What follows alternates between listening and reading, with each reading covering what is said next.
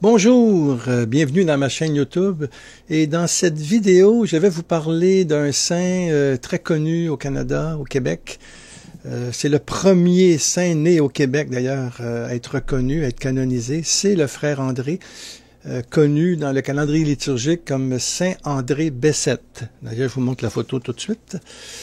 Saint André Bessette est un frère religieux de la congrégation de Sainte-Croix, qui était portier au collège Notre-Dame à Montréal, et il contemplait souvent la montagne qui se dressait devant sa fenêtre quand il était à la porterie. Et lui, il y voyait un oratoire qui était dédié à la gloire de Saint Joseph. Et cette vision était vraiment portée par une foi, je dirais, à transporter les montagnes. Et le rêve va devenir réalité parce qu'à sa mort, il y a 1 million de personnes qui vont converger vers la dépouille de l'humble frère, au pied même de l'oratoire du Mont-Royal qu'il a fondé, et qui va devenir le plus grand centre de pèlerinage consacré à Saint-Joseph. Alors, quel est cet homme très humble, André Bessette, mieux connu d'ailleurs, c'est le nom, son vrai nom, c'est Alfred Bessette. Alors, un mot sur sa vie, ce qu'il a fait, surtout ce que le Seigneur a fait en lui, et le rayonnement qu'il a accompli aussi par cette œuvre de l'oratoire Saint-Joseph. D'abord, il se nomme Alfred Bessette, puis il est né le 9 août 1845 à Saint-Grégoire d'Iberville, c'est près de Montréal. Et comme beaucoup de paysans canadiens français à cette époque-là, mais sa famille est pauvre. Et le père travaille le bois, la mère, elle s'occupe de la famille. Et le père va mourir en 1855, donc il laisse 10 enfants à une mère malade qui va mourir 3 ans plus tard. Alors, ça veut dire qu'Alfred va être orphelin dès l'âge de 12 ans. Alors commence pour lui l'apprentissage de divers métiers. D'abord, il faut dire juste avant que c'est sa mère qui lui a montré à prier, c'est sa mère qui lui a transmis cette dévotion à Saint-Joseph. Parce que c'est ça qui, quand on parle de frère André, et bien automatiquement c'est Saint-Joseph qui nous vient à l'esprit. C'est le serviteur de Saint-Joseph. Donc ça vient de sa mère, qui avait une dévotion à Saint-Joseph aussi, qui a appris à prier. Alors, comme je vous disais, il y a plusieurs métiers. Il faut qu'il gagne sa vie tout jeune, et puis donc sa santé fragile va l'empêcher d'effectuer des travaux pénibles. Mais malgré son peu d'instruction, il sait lire et écrire difficilement. Ça, c'est pas évident. Là, l'écriture, est-ce qu'il savait écrire ou non, on n'entrera pas là-dedans. On a 3 lettres, mais qu'il a dicté, mais il écrivait son nom, mais il écrivait très, très, très difficilement. De toute façon, ce qu'il faut retenir, c'est que l'argent manque, donc il faut qu'il aide la famille. Il va être boulanger, ferblantier, apprenti cordonnier, forgeron, et à la suite d'autres Canadiens de cette époque, eh bien, il va travailler dans les usines de textiles de la Nouvelle-Angleterre aux États-Unis. Il a 20 ans à ce moment-là, il parle anglais, mais son avenir semble terne. Donc, il revient au Québec en 1867. Et là, comme il arrive souvent dans toute vie humaine, c'est par l'entremise d'un autre que le jeune homme va trouver sa voie. C'est le curé de sa paroisse, l'abbé André Provençal, qui avait depuis longtemps remarqué la piété d'Alfred. Il aimait beaucoup prier quand il était jeune, et même il travaillait sur la ferme, il allait dans la grange, il se recueillait, il priait, il avait ça en lui.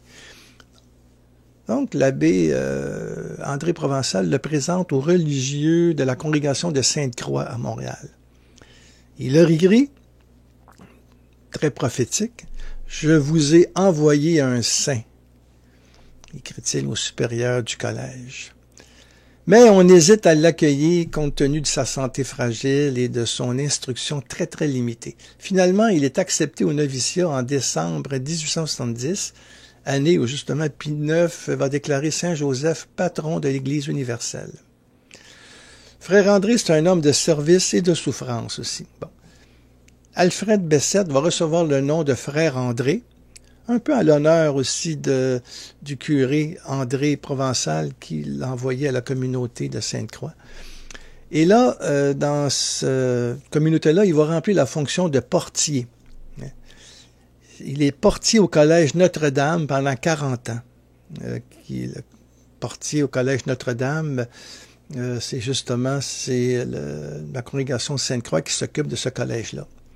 D'ailleurs, il va dire en blague, il y avait beaucoup d'humour, le frère André. Hein? Alors, il va dire, quand je suis arrivé au collège, ils m'ont mis à la porte et j'y suis resté 40 ans. Alors, parce qu'il va être portier pendant 40 ans. Il est dévoué au service de la communauté. Hein? Il est jardinier, coiffeur, laveur de plancher, de vitres, puis il est commissionnaire. Mais surtout, il visite les malades. Et ça, c'est ce qui le caractérise le plus, sa visite aux malades, mais surtout sa fervente dévotion à Saint-Joseph qu'il propage autour de lui, surtout auprès de ceux et celles qui souffrent physiquement. Et même un élève est guéri à l'infirmerie. D'autres malades témoignent aussi des pouvoirs, hein, entre parenthèses, de l'humble frère. Mais lui, il médite les souffrances de la passion du Christ. D'ailleurs, c'est sa grande dévotion aussi, le chemin de croix. Peut-être un peu plus même que Saint-Joseph. Il faisait beaucoup le chemin de croix. Donc, il médite les souffrances de la passion du Christ. Puis, alors, il leur dit, quand on dit, le frère André guérit, lui, il dit sans embâche, hein, ce n'est pas moi qui guéris, c'est Saint-Joseph. Bon. Donc, la polémique s'installe dans la communauté, et les moqueries qui fusent un peu partout. Petit frère là, bon. Mais il n'y a rien qui va le détourner, lui, de sa mission de réconforter les malades, qui sont de plus en plus nombreux à demander son secours. Il les reçoit toute la journée dans son petit bureau. Mais il y a un rêve qui le talonne, notre cher frère. C'est construire une chapelle en bois à Saint-Joseph sur le flanc de la montagne, en face du collège. Donc, il voyait. Il commence sa construction en 1904 avec l'aide de laïcs, et la chapelle sera agrandie 4 ans plus tard. Et là, la réputation du frère André dépasse les frontières. Imaginez, on le surnomme d'abord le thaumaturge du Mont-Royal, et on signale en 1916 plus de 400 guérisons. D'ailleurs, quand on voit l'oratoire, surtout dans ce temps-là, il y avait beaucoup des milliers de béquilles, des corsets, des ex-voto laissés par des infirmes, grâce à l'intercession du Saint-Frère. Et l'appui populaire et le soutien du diocèse va donner des ailes à son projet. Et en 1917, la crypte, déjà pouvant accueillir 1000 personnes, est inaugurée. Et en 1924, on commence la construction de la basilique, qui ne sera terminée qu'en 1967. Il faut dire qu'il y a la crise économique aussi, et c'était pas évident là de passer au travers de cette crise-là. Et le frère André, d'ailleurs, à un moment donné, je sais pas à quel endroit que comme je vous dis, c'était difficile la construction à cause de la crise économique. Et tranquillement, la structure s'élève, mais on manque d'argent. Puis là, on en parle au frère André, qui est vieux à ce moment-là, là, en 1936. Parce qu'il va mourir en 1937. Alors, pas compliqué, lui, là. Il dit, prenez la statue de Saint-Joseph et mettez-la au milieu de la basilique. Si Saint-Joseph veut se couvrir, eh bien, il en trouvera les moyens. C'est aussi simple que ça. Et l'été suivant, le toit couvrait la grande église, hein, comme j'ai dit, qui sera terminée en 1967. Et alors là, il y a beaucoup de guérisons, il est très connu. Il y a même il y a un de ses confrères, ou un religieux, je sais pas, un prêtre, qui le met en garde contre l'orgueil. Puis là, il sourit en sortant de sa poche une statuette de Saint-Joseph. Puis il dit, il n'y a pas de danger, j'ai Saint-Joseph dans ma poche. Et à ceux qui pensent qu'il fait des miracles, mais encore, il dit, soit c'est Saint-Joseph, ou il dit, le bon Dieu fait des miracles et Saint-Joseph les obtient. Alors, c'est aussi simple que ça, c'est pas... c'est la piété populaire aussi, cette dévotion au cœur que le pape François a beaucoup mis de l'avant, cette religion, cette piété où la foi devient très, très vivante. Et qu'il ne faut pas lever le nez sur cette manifestation-là de la dévotion populaire. Ça, j'y reviendrai probablement tantôt. Donc, frère André va continuer sa mission d'amour avec pauvreté, simplicité et compassion. Et à chaque matin, Excusez, ça arrive, ça. Donc, à chaque matin, il monte à l'oratoire, comme un Moïse qui intercède pour le peuple. Là, il accueille les visiteurs, surtout les plus démunis. Il les écoute. Il les frotte avec la fameuse huile de Saint-Joseph qu'il prélève d'une lampe votive. Bon, pour lui, il n'y a rien de magique là-dedans. On sait bien, c'est un geste de foi. Et le bon frère sait que ce signe manifeste la confiance en Dieu et en Saint-Joseph. Il disait d'ailleurs, et ça c'est très important, il dit, ce n'est pas l'huile qui est importante, mais la foi que vous avez en Dieu. Ben, c'est parce que nous avons des sens aussi pour entendre, voir, toucher, goûter, sentir, d'où les célébrations, par exemple, les grandes orgues, à l'oratoire, les petits chanteurs, les œuvres d'art, les médailles, l'huile, l'encens. Nous sommes des êtres incarnés. Et le frère André, lui, il n'a jamais pris la place d'un médecin, là, ni utilisé l'huile comme un médicament contre la maladie. Non, non, au contraire. Il montre que, uni à celle de Jésus, ben, la souffrance ne conduit pas au désespoir, mais peut nous aider à grandir, nous transformer. Et s'il y a un miracle, eh bien, ce n'est pas à cause de l'huile ou d'une médaille, vous comprenez, mais grâce à la foi en un Dieu qui est libre de ses dons, et dont les desseins sont impénétrables. Il n'y a pas de superstition là-dedans, c'est une question de confiance, de foi. Et le frère André, d'ailleurs, disait souvent, il dit, beaucoup demandent des guérisons, mais trop peu demandent l'humilité et l'esprit de foi. Il dit d'ailleurs à quelqu'un de ses paroles, il faut commencer par soigner l'âme. Avez-vous la foi? Croyez-vous que le bon Dieu peut faire quelque chose pour vous? Allez vous confesser au prêtre. Allez communier, vous reviendrez me voir ensuite. Il y avait toute une pédagogie aussi de conversion, d'amener les gens au Christ et d'aller aussi vers les sacrements. Mais frère André n'était pas parfait. C'est sûr, il y avait des moments d'impatience, des sautes d'humeur, et souvent il pleurait le soir de ça. Mais son humilité avait tout le dernier mot, et surtout son sens de l'humour, qui le rend si humain, si proche des autres. C'est sûr que pour les petites gens, ben, nul doute que cet homme est un saint, car il irradie l'amour de Dieu. Toute sa vie, le frère André a su se mettre au service des autres, un peu comme Joseph l'artisan, dont il est le messager et l'instrument. S'il aime tant Saint Joseph, mais c'est parce qu'il est un peu comme lui, un travailleur manuel, un peu délaissé dans le fond, et simple, un homme effacé et humble. Et la puissance de la prière aussi, l'oubli de soi.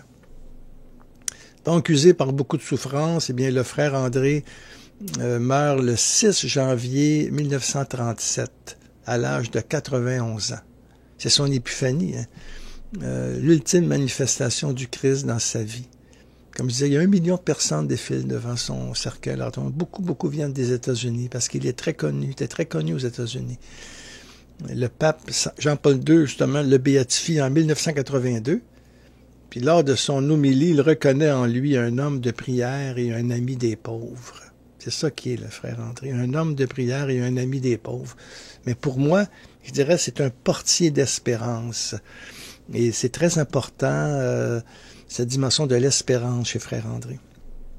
On a écrit sur sa tombe qu'il était pauvre, serviteur et humble. Eh bien, grâce à ses vertus, l'oratoire est devenu un haut lieu de spiritualité et d'intériorité, de beauté et d'accueil.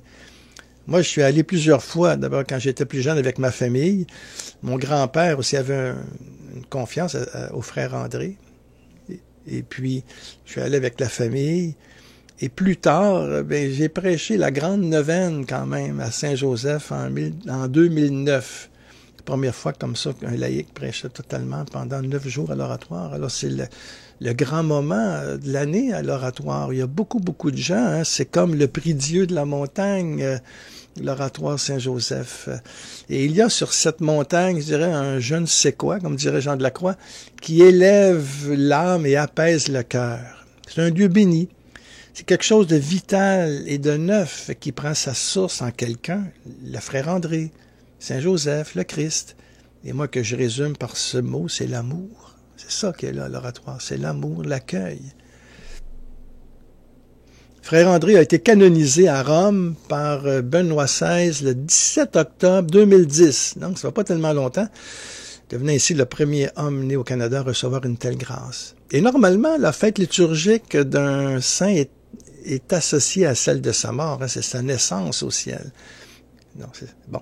Mais comme la solennité de l'Épiphanie dans plusieurs pays est célébrée le 6 janvier, eh bien, le Vatican a fixé la fête liturgique de Saint André Bessette le 7 janvier, lui gardant ainsi une dimension internationale dans toute l'Église.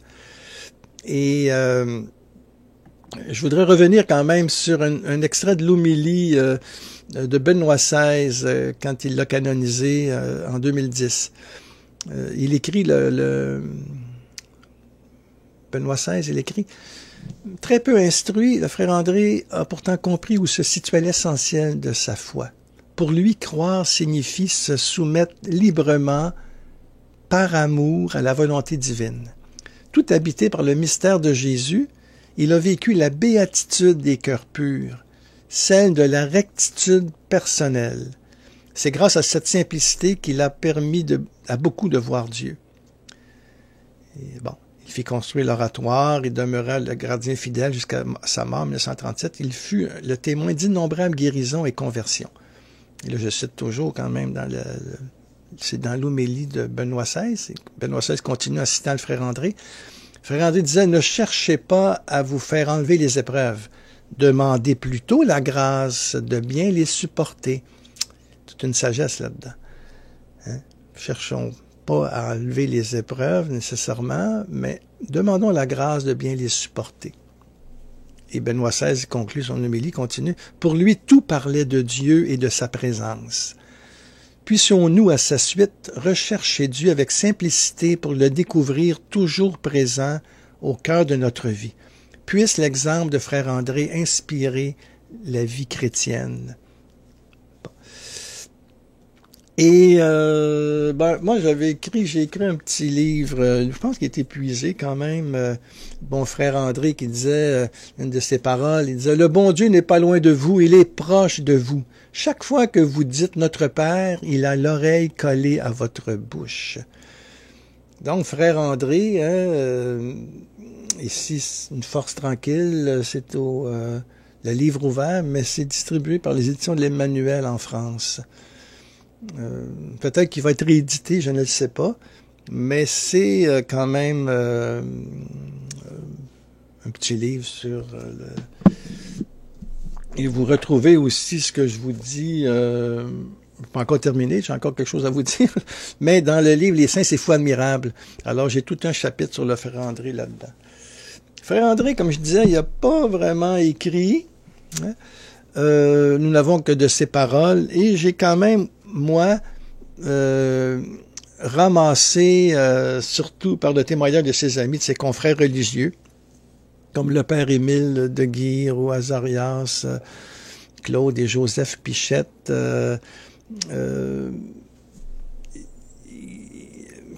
365 pensées. Frère André n'écrivait pas, mais il parlait pas beaucoup non plus. Alors, c'était pas évident de trouver des paroles, mais il y en existe. Et il y a eu le livre aussi qui est paru, Frère André disait souvent, hein, c'est un recueil des paroles de Frère André. D'ailleurs, je sais pas si je pourrais vous en citer quelques-unes, mais peut-être ici vous montrer une photo. On en a quand même, alors faut l'en montrer un peu. Alors, notre cher frère André, ici, devant l'oratoire, devant la crypte, parce que lui, il est mort avant que de voir son œuvre achevée, mais c'est devant la crypte de l'oratoire. Et ça nous donne un bon... Ça, c'est une prière. Je vais terminer par la prière tantôt. Je vais terminer par la prière de frère André. Juste un petit mot pour ces... je trouve ça important quand même de ces paroles. Parce qu'il y a Pierre Robert, qui est l'ancien directeur du Centre de recherche de l'oratoire, il disait, frère André, celui-ci recevait les gens qui venaient le consulter, là, il les recevait, les écoutait, leur disait quelques mots, et il s'en retournait réconforté. Frère André apparaît ainsi comme un maître spirituel, écrivain, maître spirituel dans le fond. Mais un maître spirituel populaire. C'est pas un maître spirituel nécessairement écrivain ou théologien, mais un maître spirituel populaire. Comme beaucoup de saints. Je pense à Saint Charbel aussi au Liban. Tu sais. Et les paroles de frère André rappellent les apophthegmes des pères du désert, c'est-à-dire ces sentences, les paroles, les dernières paroles Ici, je veux juste en dire quelques-unes pour vous donner une idée, parce que c'est sur la mort, vu qu'il est décédé le 6 janvier. À un moment donné, les sœurs ont rapporté 3 jours avant sa mort, le frère André a dit d'un ton émouvant, « Le grand tout-puissant s'en vient. » Le grand tout-puissant s'en vient. Et la veille de sa mort, il dit à Monseigneur Cousineau, qui connaissait, qui était aussi un père de Sainte-Croix, il va le visiter la veille de sa mort, puis il dit, « J'ai quelque chose à vous demander, mon père. Voulez-vous prier pour ma conversion? » Quelque chose, hein? Voulez-vous prier pour ma conversion? Et la mort de la journée de sa mort, c'est ça. Et Frère André avait écrit, « Je serai bien prêt à disparaître pour prolonger la vie du Saint-Père. Non, le pape ne mourra pas, c'est moi qui mourrai à sa place. » Parce qu'il a offert tout ce qu'il vivait pour le pape à ce moment-là. Puis il écrit, « Quand je serai mort, je vais être rendu au ciel. Je vais être bien plus près du bon Dieu que je ne suis actuellement. J'aurai plus de pouvoir pour vous aider. » Donc, c'est un saint très attachant. C'est un saint vraiment qu'on peut invoquer avec confiance. Il est très, très aimé aujourd'hui. Il y a beaucoup, beaucoup de gens qui vont à l'oratoire. C'est incroyable. Et c'est parce que besoin de réconfort, besoin d'espérance aussi. Hein. Et un mot aussi pour dire que le frère André, comme beaucoup de saints, est tributaire de son temps. Hein. Des fois, il y a certaines de ses paroles qui nous parlent moins dans notre contexte socio-culturel, mais il faut les replacer à leur époque, qui est différent de nous. Bon, c'est sûr. Et la théologie aussi, aujourd'hui, Vatican II, mais c'est pas celle du frère André. En ce temps-là, c'était plus sensible à la passion du Christ. Aujourd'hui, on est sensible à sa résurrection. Par contre, quand le frère André parle de souffrance, c'est une occasion pour lui de s'unir à la croix de Jésus, de prier, de faire confiance au bon Dieu. Ça aussi, c'est une expression de son temps, le bon Dieu. Le bon Dieu, ça revient souvent sur les lèvres de frère André. C'est des expressions populaires de la foi aussi qui varient selon les époques. Hein. Les dévotions changent selon les sensibilités, mais la réalité de foi demeure. Mais c'est très important, cette dévotion populaire-là. Le frère André disait souvent, c'est un peu sa marotte, il dit, « Ah, comme le bon Dieu est bon, comme le bon Dieu est bon. » Alors on peut voir, il marchait, voir quelqu'un, « Ah, comme le bon Dieu est bon. » C'était ça. C'est un cœur d'enfant, c'est un saint traversé par la lumière du Christ. Et ce saint-là, frère André Bessette, eh bien, a quelque chose à nous dire dans notre société laïque. Hein? Sa vie vraiment fidèle et son action témoignent que la vie vaut la peine d'être vécue, que nous sommes dignes d'être aimés. Son dévouement, par exemple, pour les plus démunis, trouve écho à nos oreilles. Il montre que le Christ n'exclut personne, que la foi chrétienne engage toute la vie, qu'il est important de respecter les gens qui ne croient pas et qui ne pensent pas comme nous. Frère Andy, il le dit à un moment donné, ça, que la prière est le secret de la sainteté. Hein? Que le cœur de Jésus, c'est la porte du ciel. Ça aussi, c'est une parole de frère André. Prière, secret de la sainteté, la miséricorde de Dieu est infinie. Et frère André aussi qui disait qu'il faut garder confiance et courage. Alors, c'est ça. C'est un saint de notre temps, du siècle précédent. Et c'est un saint qui a marqué et qui marque encore le Québec et le paysage de Montréal, où on voit ce prix Dieu, cette immense basilique de la montagne avec cette croix au-dessus. Hein? Alors c'est ça. On peut dire que l'humble portier en aura ouvert des portes dans sa vie. Mais celle qu'il nous invite à prendre aujourd'hui, là, dans la foi, débouche sur ce dynamisme intérieur qu'on appelle l'espérance. C'est ce que nous avons peut-être le plus besoin, individuellement et collectivement, un jour à la fois. Hein? Et c'est pour ça que le pape François a voulu que l'année 2016 soit une année jubilaire, une année consacrée à l'espérance. Le thème, d'ailleurs, c'est « Pèlerin d'espérance ». Eh bien, le frère André a été un portier d'espérance. Il en a ouvert des portes dans sa vie, mais c'est surtout celle du cœur qu'il a ouverte. Cette porte qui débouche sur un dynamisme intérieur qu'on appelle l'espérance, cette petite vertu, comme disait Piggy, cette grande vertu, mais petite fille entre ces deux sœurs, la foi et la charité, mais qui soulève les deux et qui porte le monde. L'espérance, c'est toujours l'avenir ouvert. L'espérance est le désespoir surmonté, disait Bernanos. Nous avons besoin des pèlerins d'espérance. Nous avons besoin des portiers d'espérance. Et le Seigneur nous invite, en tout cas, l'année sainte est là pour ça aussi, mais même à d'autres moments, d'avoir au cœur cette espérance qui fait en sorte que l'avenir n'est jamais bouché, que tout est grâce et que malgré la guerre, malgré la haine, malgré les problèmes que nous vivons dans nos familles, des fois les divisions, dans le pays, n'importe où, eh bien, il y a toujours une porte qui s'ouvre à quelque part, il y a toujours une fenêtre qui ouvre sur un horizon. L'espérance, elle est toujours là quand on pense que c'est fini. L'espérance, elle est inattendue, ça ne se calcule pas, elle arrive, elle est là, c'est à nous de la garder au cœur, c'est une vertu qui nous permet de croire en Dieu, et c'est bien sûr, c'est le grand objet de l'espérance. L'espérance, mais en fin de compte, c'est espérer en Dieu, qu'il est là et qu'il nous aime, qu'il nous garde, qu'il nous sauve. Alors, je termine par une prière au frère André. D'abord, tout ce que je vous ai dit, vous le retrouvez quand même dans mon blog. Là, c'est plus facile peut-être à trouver sur mon site web, jacquesgauthier.com. Vous avez l'article de frère André. Il y a des pensées de frère André aussi. Le petit livre Une pensée par jour chez Mediapol, frère André, mais ça, je pense que vous pouvez le retrouver en librairie. Et les saints, c'est foi admirable aussi. Alors, vous avez là-dedans. Mais terminons ensemble. Faisons cette prière à notre cher portier d'espérance, au saint frère André, saint André Bessette de l'oratoire Saint-Joseph.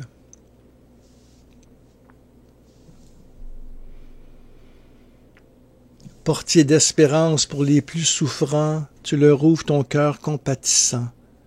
Tu les remets debout et en confiance, car l'amour du Christ te consume. Fais que cet amour nous brûle de l'intérieur. Face à la montagne que tu contemples, tu rêves d'une chapelle pour Saint Joseph.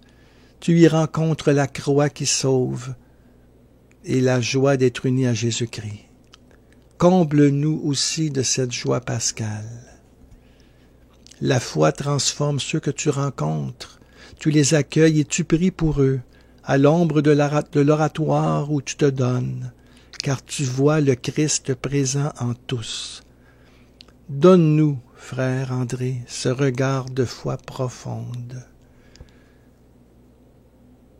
Témoin du Christ tourné vers l'avenir, nous te redécouvrons aujourd'hui comme un frère audacieux et confiant, l'un de nous à jamais vivant dans la grande famille de la communion des saints. Amen.